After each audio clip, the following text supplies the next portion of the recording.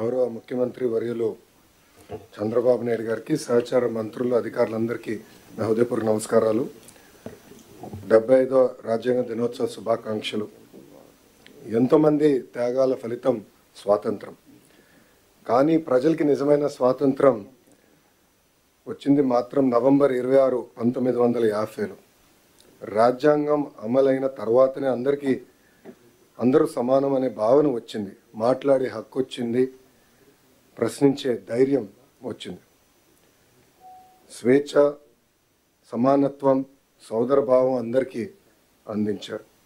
మనతో పాటు అనేక దేశాలకి స్వాతంత్రం వచ్చింది. కానీ ఈరోజు మనం చూస్తే వాళ్ళందరూ ఒక సంక్షోభంలో ఉన్నారు. కానీ భారతదేశమే ఒక సూపర్ పవర్గా ఎదిగింది. దానికి కారణం మన రాజ్యాంగం. అనేక కులాలు, భాషలు, ప్రాంతాలు ఎన్నో సంక్షోభాలు ఎదుర్కొన్న ఈరోజు మనందరం ఒకే దేశంగా నిలబడ్డామంటే దాని గొప్పతనం మన రాజ్యాంగం. ఈ సందర్భంగా రాజ్యాంగం రూపకర్తను మనం స్మరించుకోవాల్సిన అవసరం ఉంది. రాజ్యాంగం కమిటీ అధ్యక్షుడిగా డాక్టర్ బిఆర్ అంబేద్కర్ గారు చేసిన కృషి ఒక చరిత్ర. సామాన్య దళిత కుటుంబంలో పుట్టి దేశానికే స్వేచ్ఛ, ప్రజలకి ప్రాథమిక హక్కులు, రక్షణ కల్పించిన గొప్ప వ్యక్తి డాక్టర్ బిఆర్ అంబేద్కర్ గారు. రాజ్యాంగం దుర్వినియోగం జరిగితే రాజ్యాంగాన్నే నేను కాల్చుతానని ధైర్యంగా చెప్పిన వ్యక్తి డాక్టర్ బిఆర్ అంబేద్కర్ గారు. ఇప్పుడే గౌరవ ముఖ్యమంత్రి గారికి నేను చెప్పాను, సార్ ఈ మీటింగ్లో ఐఏఎస్ అధికారులు ఉన్నారు, కానీ ఐపీఎస్ అధికారులు కేవలం హోమ్ సెక్రటరీ గారు తప్ప ఎవరు లేరు ఈ రూమ్లో అని నేను గౌరవ ముఖ్యమంత్రి గారు చెప్పాను. ఇది ఎందుకు చెప్పానంటే గడిచిన 5 సంవత్సరాలు రాజ్యాంగం విలువేంటో తెలుసుకున్న మొదటి వ్యక్తిని నేను చదువుకున్నప్పుడు రాజ్యాంగం గురించి మాట్లాడేవాళ్ళం, నేర్చుకున్నాం. కానీ రాజ్యాంగం విలువేంటో నేను ఈ పుస్తకం పట్టుకుని పాదయాత్ర చేస్తాం జరిగింది. నేను ఆ రోజు అధికారులతో మాట్లాడేటప్పుడు కూడా ఎక్కడ మార్కింగ్ చేశానో ఆ మార్కింగ్ కూడా ఇప్పటికీ అట్లనే ఉంది.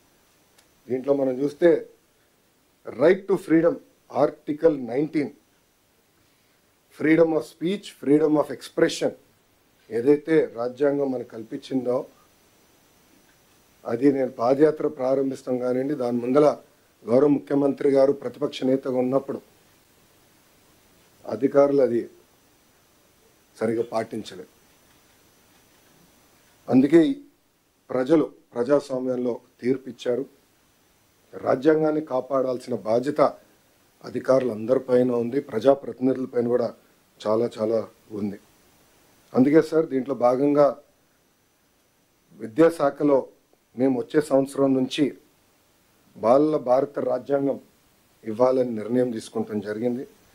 దీంట్లో కాన్స్టిట్యూషన్లో ఉన్న అన్ని కాన్సెప్ట్స్ని సింప్లిఫై చేసి ఒక పిక్టోరియల్ ఫార్మాట్లో పిల్లలకి ఏజ్ అప్రోప్రియేట్కి ప్రధానంగా ప్రియాంబల్ అందిస్తూ ఫండమెంటల్ రైట్స్ ఏంటి, డ్యూటీ, స్ట్రక్చర్స్ ఆఫ్ గవర్నెన్స్ ఏంటి అనేది క్లియర్గా అందించాలని నిర్ణయం తీసుకున్నాం సార్.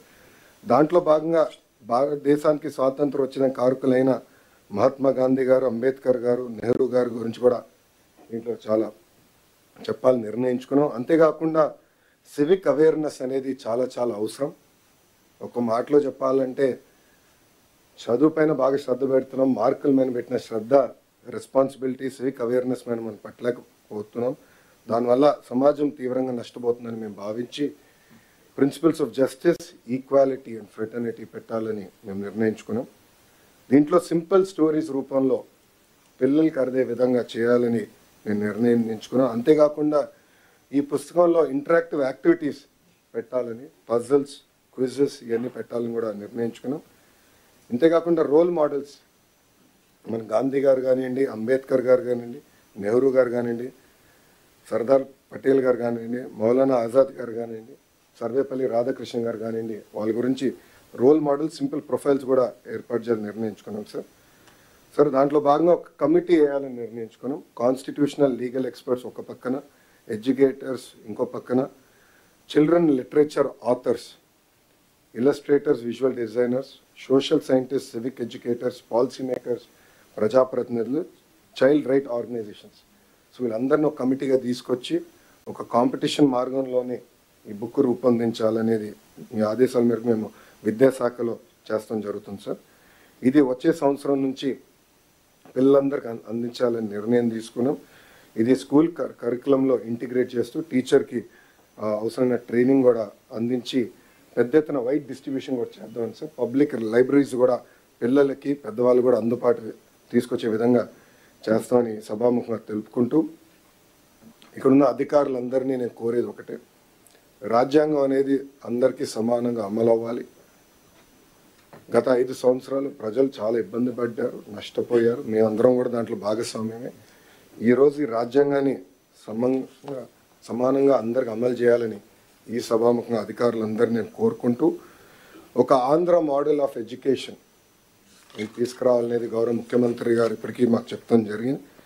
దాంట్లో మేమందరం అహర్నిశలు కష్టపడుతున్న డిపార్ట్మెంట్ కూడా చాలా ఇది సీరియస్గా తీసుకుంటాం జరుగుతుంది.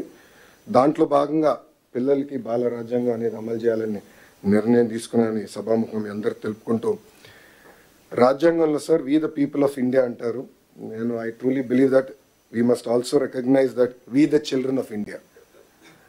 ఎందుకంటే పిల్లలే మన భవిష్యత్తు, పిల్లలే మన సంపద. రాబోయే దశాబ్దాలు దేశం అగ్ర దేశంగా ఎదగాలి, నంబర్ 1గా ఎదగాలంటే ఇప్పుడు మన పిల్లలపైన ఆధారపడి ఉంటుంది. దీనికోసం అందరం భాగస్వామ్యం అవ్వాలి. ఈ కార్యక్రమాన్ని జయప్రదం చేయాలని ఈ సభాముఖంగా కోరుకుంటూ అందరి నుంచి సెలవు తీసుకుంటున్నా. అందరికీ నమస్కారం. జై హింద్.